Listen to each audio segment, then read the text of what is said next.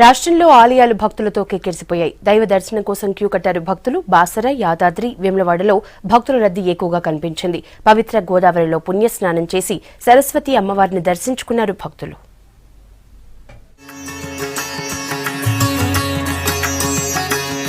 వరుస సెలవులు రావడంతో రాష్ట్రంలోని ప్రముఖ ఆలయాలు భక్తులతో కిటకిటలాడాయి. బాసర జ్ఞాన సరస్వతి అమ్మవారి దర్శనం కోసం క్యూ కట్టారు భక్తులు. ఉదయం అమ్మవారికి అభిషేకం, అర్చన, హారతి పూజ కార్యక్రమాలు నిర్వహించారు అర్చకులు. పవిత్ర గోదావరిలో స్నానాలు చేసి నదీ తీరాన ఉన్న శివాలయంలో ప్రత్యేక పూజలు చేశారు భక్తులు. తమ పిల్లలకు అమ్మవారి సన్నిధిలో అక్షరాభ్యాసం చేయించారు తల్లిదండ్రులు.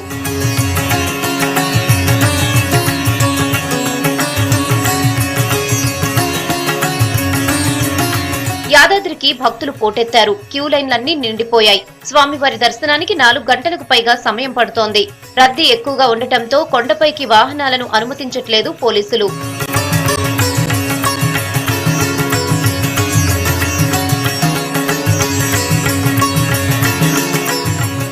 రాష్ట్ర మంత్రి తలసాని శ్రీనివాస్ యాదవ్ యాదాద్రి లక్ష్మీ నరసింహస్వామిని కుటుంబ సమేతంగా దర్శించుకున్నారు.